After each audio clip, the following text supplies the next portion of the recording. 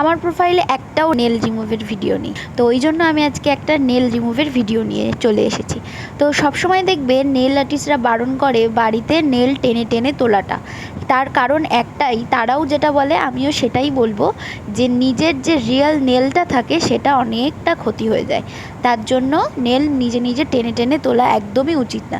যতদিন থাকতে চায় ওকে ততদিন ওইভাবে রাখতে দাও। যদি খুবই প্রবলেম হয় নেলটা ক্যারি করা, তখন নেল আর্টিস্টের কাছে যাও, রিমুভ করে এসো। এই প্রফেশনে আসার একদম প্রথম আমি এই বোনের হাতে নেল এক্সটেনশন প্র্যাকটিস করেছিলাম। তো তারপর আমার আবার একটা নেল পছন্দ হয়েছিল, যে এই নেলটা আমি কারোর হাতে করতে চাই। তো ও আমাকে SMS করেছিল যে আমাকে একটু করে দেবে, তাই আমি বলেছিলাম হ্যাঁ চলে এসো। তার জন্য ওর হাতে এই নেলটা করা। তো এই নেলটা ওর খুবই পছন্দ হয়েছিল, এই ডিজাইনটা। আর বিশেষ করে রিং ফিঙ্গারে যেটা দেখলে সেটা তো ওর খুবই পছন্দ হয়েছিল। এতই পছন্দ হয়েছিল নেলটা, ওর নেলটা তোলার ইচ্ছাই ছিল না। ও শুধুমাত্র নেলটা তুললো একটা আঙুলের কারণে। একদম শেষে যে কেড়ে আঙুল হয়, সেই কেড়ে আঙুলটা ওর অতিরিক্ত জোরে আঘাত লেগেছিল। ওর ভাই খেলা করতে করতে হঠাৎ করে আঘাত দিয়ে ফেলেছিল, তো সেই জন্য সেখান থেকে মাঝখান থেকে ফেটে গেছিলো ভিতরে। নেল এক্সটেনশনটা 1 মাস হয়েও গেছিলো, আর আমার ওর থেকে রিভিউ নেওয়াও হয়ে গেছিলো। তারপর ও আমাকে ফোন করেছে কিছুদিন পর, যে দিদি নেলের এই অবস্থা, আমাকে একটু রিমুভ করে দিতে হলো। এখনও অনেক দিন থাকতো। নেলটা যত্ন করে রাখাটাও একটা ব্যাপার।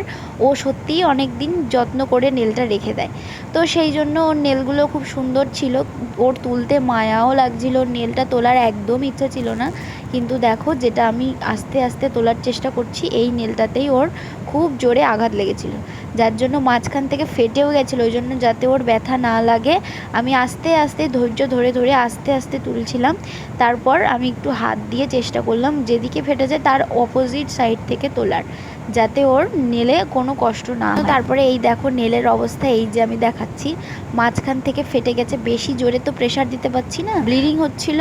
ও বেশ খানিকটা ব্যান্ডেড জড়িয়ে রেখে দিয়েছিল আপাতত ঠেকানোর মতো। তারপর একটু হালকা হাতে বাফ করে দিলাম, দেওয়ার পর আর বাদবাকি যেগুলো করার থাকে সেগুলো করলাম। রিয়েল নেলসগুলো এখনও একদম ভালো আছে। শুধুমাত্র নেল টেনে টেনে তুলে দিলেই হয়ে যায় না, তারপরেও অনেক কিছু প্রসেস থাকে।